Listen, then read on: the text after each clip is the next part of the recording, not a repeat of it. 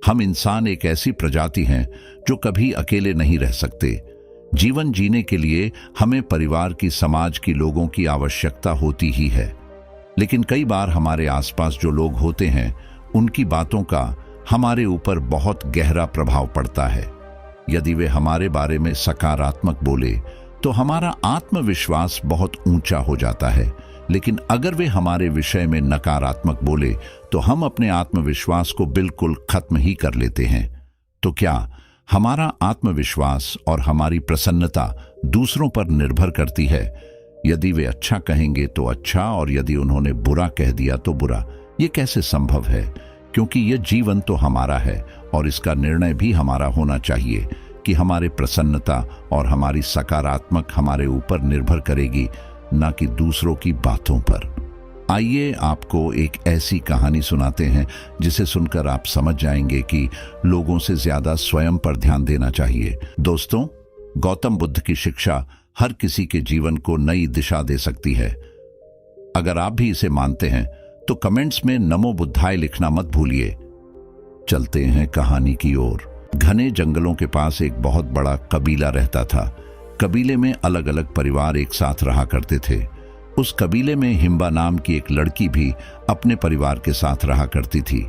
बचपन से ही वह कबीले के सभी लोगों को अपना परिवार मानती थी। उसे कबीले में एक सरदार भी था। उसका नाम साकीम था। वह सरदार बाद ही दुष्ट था और प्रतिवर्ष कबीले के अन्य लोगों को धमकाकर खुद सरदार बन जाता था। दरअसल इस कबीले में परंपरा थी कि प्रतिवर्ष सरदार किसी नए व्यक्ति को बनाया जाए, लेकिन साकिम वर्षों से कबीले का सरदार बनकर लोगों से कर वसूली करता था। कबीले के परिवार जो कुछ भी कमा कर ले आते थे, साकिम सबके धन को अपने पास रख लेता था। उन्हें बस इतना ही देता था जितनी उन्हें जरूरत होती थी। हिम्बा बचपन से ही साकिम के इस व्यवहार देख रही थी। वह जानती थी कि यह बहुत बड़ा बेईमान है और इसकी वजह से कबीले में रह रहे परिवार अपना जीवन दुख में बिता रहे हैं।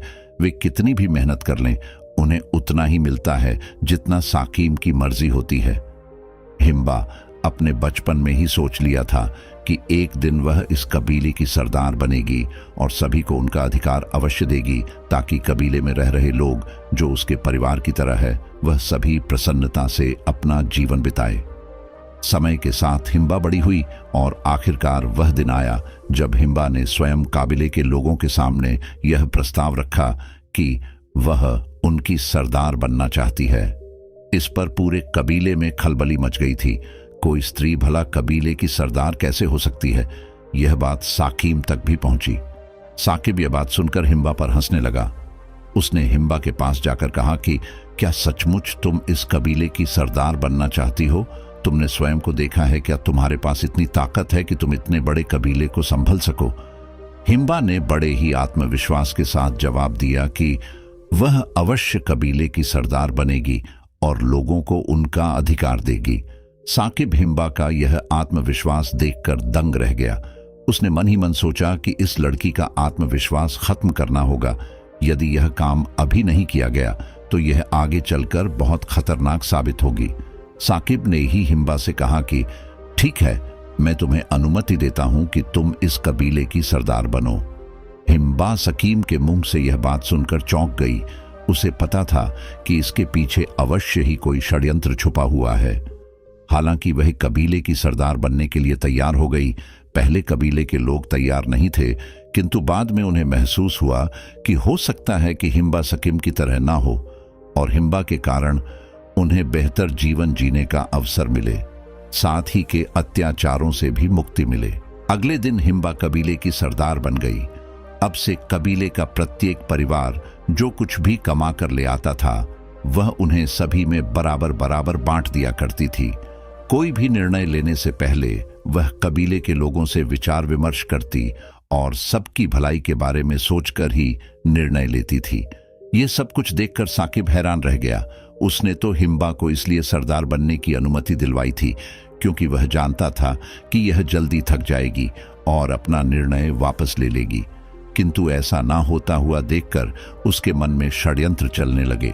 वह सोचने लगा कि इस हिम्बा को ऐसा मजा चखाया जाए कि यह जीवन में दोबारा सरदार बनने के बारे में सोचे भी ना। साकिब ने धीरे धीरे कबीले के लोगों को भड़काना शुरू कर दिया। साकिब ने कहा कि जो परिवार अधिक मेहनत करता है, हिम्बा उसके अधिकार किसी और को दे देती है। ऐसे में काबिले में कम मेहनत करने वाले परिवारों का जीवन भी बड़े आराम से गुजरता है। इतना ही नहीं, हिम्बा का परिवार तो कुछ भी नहीं करता है, वह तो अपने परिवार को कबीले के दूसरे लोगों की मेहनत का धन खिला रही है। धीरे धीरे कबीले के लोग सकीम की बातों में आ गए। एक दिन जब कबीले के सभी परिवार शाम को धन कमाकर लौटे, वे अपने साथ जो भी अनाज अथवा सामान लेकर आए थे उसे उन्होंने हिम्बा के पास रख दिया। तब साकिब ने योजना बनाई और सभी सामान को उठाकर चोरी करवा दिया और हिम्बा के घर में रखवा दिया। अगले दिन जब वह समय आया कि परिवार के सभी लोग भोजन करें, तब हिम्बा ने देखा कि सारा सामान गायब है। हिम्बा यह देखकर चौंक गई। कबीले में यह बात आग की तरह फैल गई कि सामान चोरी हो गया।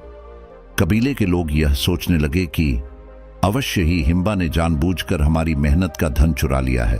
कबीले के लोग मांग करने वालों की सबसे पहले हिम्बा के घर में चलकर देखते हैं, अवश्य इसने वही धन छुपा रखा होगा।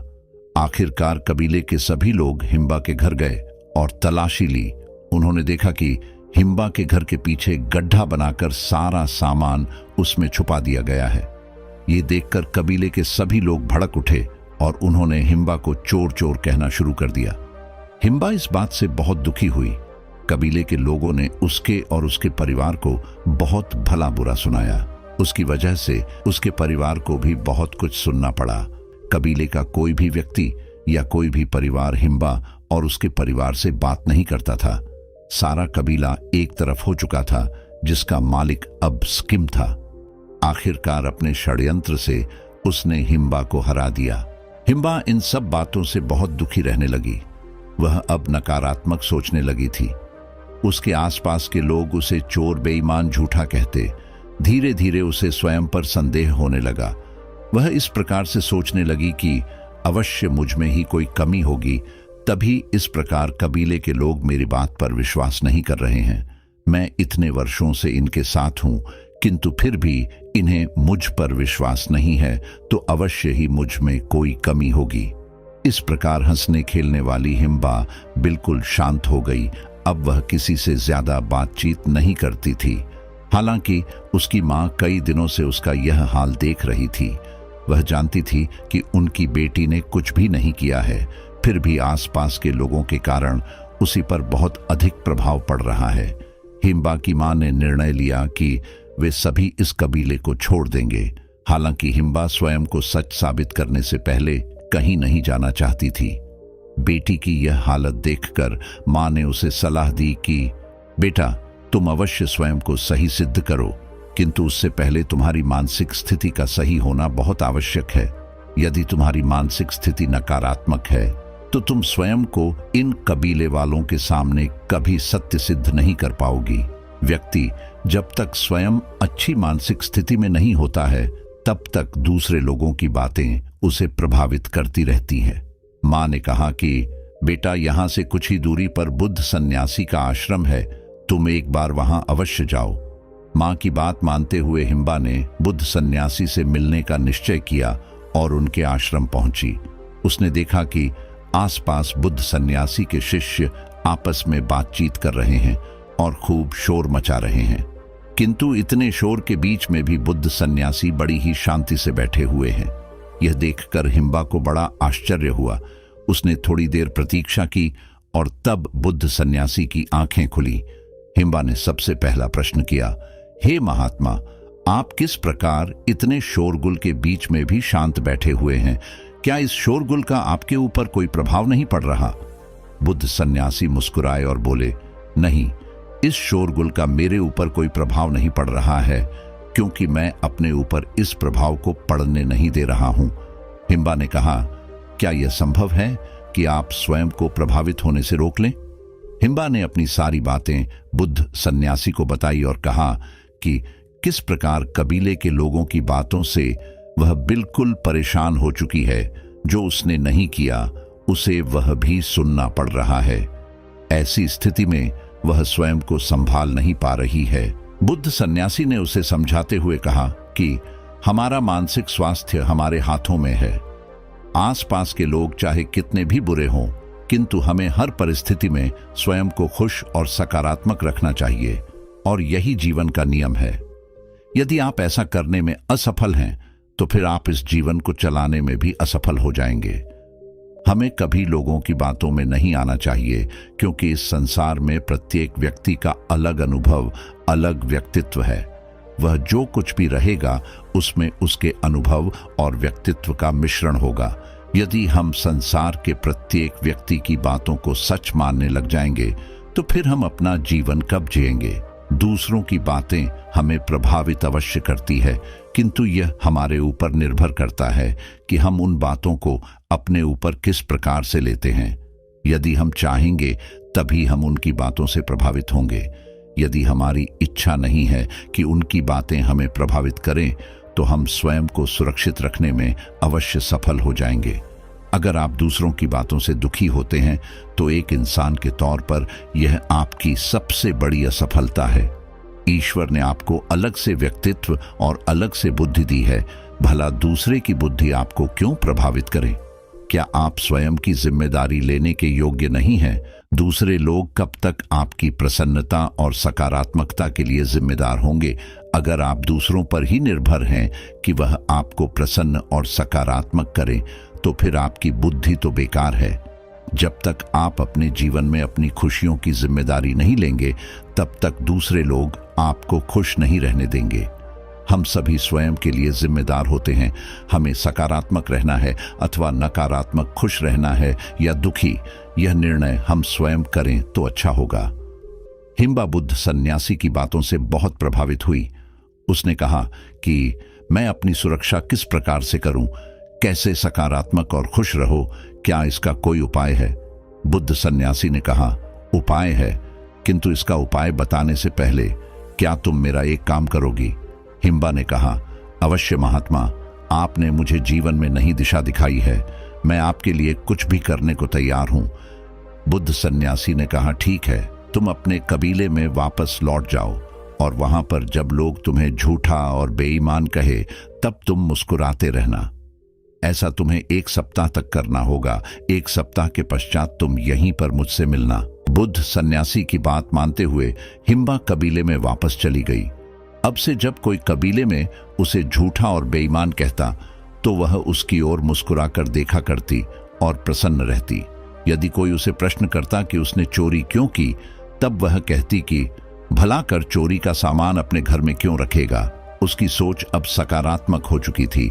वह जानती थी कि जब उसने कोई बेईमानी नहीं की, तो वह क्यों स्वयं को दुखी करे। इस प्रकार से प्रसन्न रहता हुआ देखकर कबीले के लोग भी सच में पड़ गए कि हिम्बा बात तो सही कह रही है। यदि वह चोरी करती, तो चोरी का सामान अपने घर में कभी नहीं रखती। धीरे धीरे कबीले के लोगों को महसूस होने लगा कि हिम्बा ने उनके साथ कोई बेईमानी नहीं की, बल्कि उसे तो फंसाया गया है। आखिरकार कबीले वालों ने जब पता लगाया और साकिम से सख्ती से पूछताछ की गई, तब पता चला कि यह सब कुछ साकिम ने सिम्बा को फंसाने के लिए किया था। साकिम को वह कबीला छोड़कर जाना पड़ा।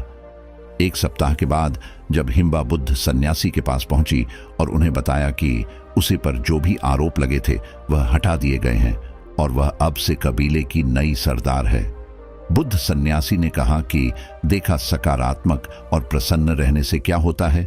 जब हम स्वयं अपनी जिम्मेदारी लेते हैं, तब हमारे अंदर सुरक्षा का भाव आ जाता है।